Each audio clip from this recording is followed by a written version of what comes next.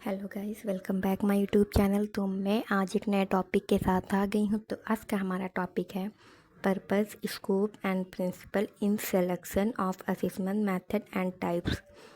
तो असेसमेंट के सिलेक्शन के लिए जो हमारे पर्पस होते हैं, उनका क्या स्कोप है, उनके principles and methods and types जो होते हैं। तो आइए आज उनको हम समझते हैं। तो सबसे पहले हमारा इंट्रोडक्शन आता है।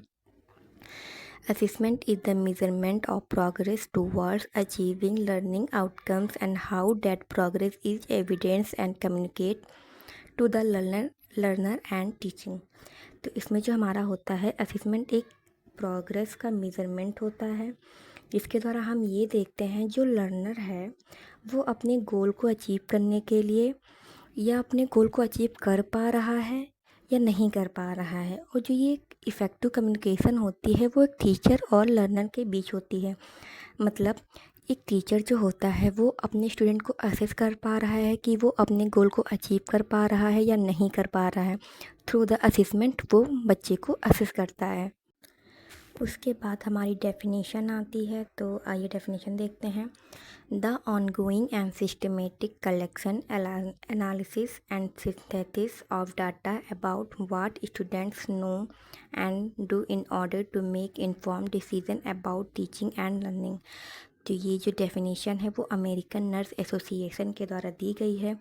असेसमेंट एक ऐसी ऑनगोइंग मतलब कि कंटिन्यूअस प्रोसेस होती है जो कि टीचर और लर्नर के बीच में होती है। और असेसमेंट के द्वारा टीचर स्टूडेंट को एनालिसिस करता है, उसे असेस करता है कि स्टूडेंट को कितनी नॉलेज है और वह अपनी नॉलेज के थ्रू कितना कितना अपने गोल को अचीव कर पा रहा है वो, या कितना बेस्ट दे पा रहा है। तो ये टीचर एक असेस करता है। तो ये डेफिनेशन हमारी अमेरिकन नर्स एसोसिएशन के द्वारा दी गई है। उसके बाद हमारे आते हैं पर्पसेस ऑफ असेसमेंट। इसके क्या क्या पर्पस होते हैं। तो सबसे पहले हमारा to determine the level of knowledge and understanding in students. जो टीचर होता है उसके वो बच्चे को देखता है कि जो बच्चों की परफॉर्मेंस है वो कैसी हो रही है। वो असेसमेंट एक हेल्प करता है टीचर को बच्चों को जानने के लिए कि हाँ उसका कितनी उसकी आउटकम्स कैसे आ रहे हैं, उसका लेवल ऑफ नॉलेज कितना है। उसके बाद हमारा to encourage student learning by measuring their achievement. वो बच्चे को प्रमोट करता है कि हाँ तुम इस अपने गोल को अचीव कर सकते हो, तुम्हारी लर्निंग बेस्ट है। तो वो इसके थ्रू अपने गोल को अचीव करता है। उसके बाद आता है to help student acquire the attitude and skills of self evaluation. तो जो असेसमेंट होता है वो स्टूडेंट को हेल्प करता है कि वो अपने आप को देखे, वो सेल्फ इवेलुएट करे कि उसे कितनी नॉलेज है। उसके बाद सिलेक्शन, असेसमेंट सिलेक्शन के लिए भी हेल्प करता है। इससे टीचर को भी हेल्प मिलती है। थ्रू द असेसमेंट टीचर देखता है कि हाँ बच्चे को किस तरीके से ज़्यादा अच्छे से समझ आता है। उसके बाद मॉनिटरिंग ऑफ लर्निंग, असेसमेंट इसमें भी हेल्प करता है। जो वो एक्चुअल जो स्टूडेंट का एक्चुअल लेवल ऑफ लर्निंग होता है वो देखता है, उसकी नॉलेज को देखता है। तो ये असेसमेंट मॉनिटरिंग का भी अच्छे लिए वर्क करता है। उसके बाद प्रोवाइडिंग फीडबैक। तो प्रोवाइडिंग फीडबैक का मतलब ये होता है असेसमेंट में टीचर किसी टॉपिक को रिवीजन करवाता है, फिर वो उसका टेस्ट लेता है, वो उस टेस्ट के द्वारा देखता है, उसका फीडबैक देखता है कि हाँ उसने बच्चे को कितना पढ़ाया, बच्चे ने कितना उस नॉलेज को गेन किया है। थ्रू द रिटर्न हो सकता है, ये वर्बल, ये दोनों तरीके से असेसमेंट किया जाता है। उसके बाद हमारा था स्कोप ऑफ असेसमेंट। असेसमेंट के क्या क्या स्कोप हैं। तो इसका स्कोप सबसे पहले हमारा इन एजुकेशनल फील्ड में भी होता है। उसके बाद गाइडेंस एंड काउंसलिंग, किसी को काउंसल करने के लिए भी इसका यूज़ किया जाता है। उसके बाद इंडस्ट्री एंड ऑर्गेनाइजेशन में भी इसका यूज़ होता है। क्वालिटी इम्प्रूवमेंट में भी असेसमेंट के द्वारा बहुत सारी हेल्प्स होती हैं। जैसे कोई अपने आप को देखता है, सेल्फ एवेलुएट करता है कि हमारे में कॉन्फिडेंस नहीं है या हमें बोलना नहीं आता, तो इसके द्वारा भी असेसमेंट बहुत हेल्प करता है।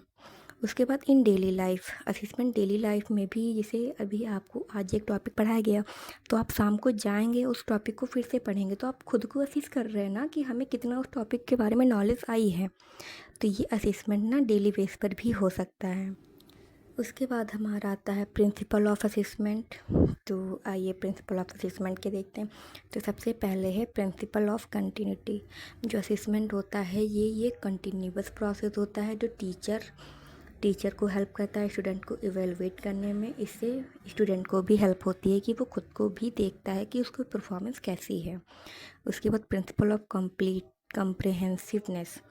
जो ये प्रिंसिपल होता है तो ये ओवरऑल देखता है। ऐसा नहीं कि आप सिर्फ किसी को ये देख रहे हैं कि हाँ वो लड़का पढ़ने में अच्छा है, ऐसा नहीं होता है। असेसमेंट के थ्रू हम देखते हैं वो उसको पढ़ना भी आ रहा है, बोलना भी आ रहा है, लिखना भी आ रहा है।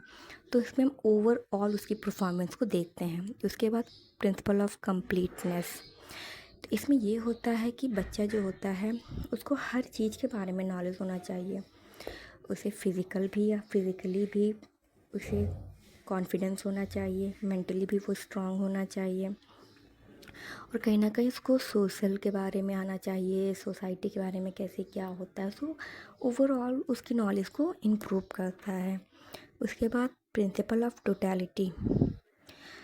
जो टोटलिटी के थ्रू मतलब ऐसा हो सकता है कि उसकी ओवरऑल स्किल्स डेवलप होती हैं, उसकी लिसनिंग पावर की देखी जाती है, स्पीकिंग को देखा जाता है, रीडिंग एंड राइटिंग सबको असेस किया जाता है। प्रिंसिपल ऑफ असेसमेंट में मतलब यही होता है कि जो हम असेसमेंट कर रहे हैं वो ओवरऑल हमें असेसमेंट करना है। उसके बाद प्रिंसिपल ऑफ क्वालिटी आता है, फिर principle of learning experience, principle of application में यही होगा जिसे जो हम पढ़ा रहे हैं बच्चे को तो वो उसका यूज़ भी कर पा रहा है। जैसे मैंने आज एक टॉपिक बताया तो हाँ उसका वो यूज़ भी करे, ये होता है। उसके बाद हमारा मेथड ऑफ असेसमेंट। तो ये 3 मेथड्स होते हैं इसमें, ऑब्जर्विंग, इंटरव्यूइंग, एग्जामिंग। सबसे पहले ऑब्जर्विंग होता है, उसके बाद हमारा इंटरव्यूइंग आता है, फिर एग्जामिंग होता है। इसके बाद टाइप्स ऑफ असेसमेंट।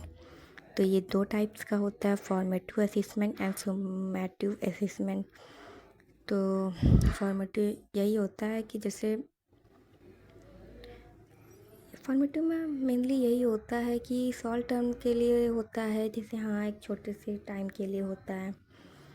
जैसे एक किसी को अगर हम किसी को नॉलेज प्रोवाइड कर रहे हैं तो हमें उसमें टास्क रखने चाहिए कि हाँ कभी कभी हमने क्विज़ दिया कि इसको सॉल्व करो, तो उसमें भी असेसमेंट का होता है, प्रोजेक्ट्स दे के इसको बना के लाना है। तो ये फॉर्मेटिव जो होता है वो शॉर्ट टर्म के लिए होता है। उसके बाद हमारा आता है सुमेटिव में ये होता है कि वो लार्ज टाइम के लिए होता है। जैसे हमने एक लार्ज टाइम में हमने असेसमेंट किया, जैसे एनुअल एग्ज़ाम हुआ तब हमने हाँ बीच में हमने कोई यूनिट टेस्ट नहीं रखा, कुछ नहीं रखा, फिर अचानक से एनुअल एग्ज़ाम में हमने असेस किया, तो ये सुमेटिव होता है। उसके बाद हमारे advantage and disadvantage of assessment. तो पहले हम एडवांटेज, डीपर लर्निंग अपॉर्चुनिटीज़। तो ये जो होता है असेसमेंट, हम नॉलेज को अपनी देखते हैं हमारी नॉलेज कितनी है, उसके अकॉर्डिंग हम और प्रैक्टिस अपनी करते हैं और अच्छे से अपनी नॉलेज को गेन करते हैं।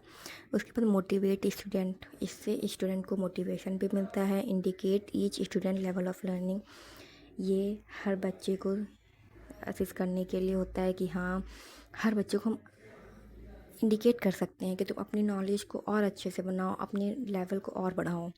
और डाटा फॉर डिसीजन मेकिंग, हमारे पास असेसमेंट के थ्रू हमारे पास बहुत सारा डाटा हो जाता है कि हम खुद को इवेलुएट कर पाते हैं हाँ हमें किस फील्ड के बारे में ज़्यादा अच्छी नॉलेज है। तो ये एडवांटेज का भी वर्क करता है। उसके बाद डिसएडवांटेज भी इसके कुछ होते हैं। तो सबसे पहले प्रेशर ऑन स्टूडेंट्स, ये स्टूडेंट पर प्रेशर का वर्क करता है कि स्टूडेंट सोचता है यार अभी मैं जाऊँगा, मुझे ये पढ़ाया गया है, कल टीचर हमसे फिर पूछेगा, तो वो कहीं ना कहीं प्रेशर का भी वर्क करता है। उसके बाद नैरो फोकस, असेसमेंट में ज़्यादा हम फोकस नहीं कर पाते हैं कि हाँ उसका हम इस बारे में भी नॉलेज दे रहे हैं, इस टॉपिक को भी पढ़ा रहे हैं, तो वो मतलब कहीं ना कहीं ये एक डिसएडवांटेज है ना कि हम ज़्यादा चीज़ों पे फोकस नहीं कर पाते हैं। टाइम एंड रिसोर्सेज, असेसमेंट के लिए टाइम होना चाहिए, रिसोर्सेज होना चाहिए कि हाँ अलग अलग तरीक़ों से हम बच्चों को समझा पा रहे हैं, उसके लिए टाइम की नीड होती है। उसके बाद इंक्रीज्ड स्ट्रेस, तो मैंने जो अभी पहले में बताया था वैसे ही बच्चा पढ़ता है तो उसे ये लगता है कि ये मुझे ये नहीं आ रहा है, वो खुद कोशिश करता है मुझे ये नहीं समझ आ रहा, तो ये कहीं ना कहीं स्ट्रेस का भी वर्क करता है। तो थैंक यू गाइस, अगर आपको मेरा वीडियो पसंद आया तो please subscribe my channel. Thanks.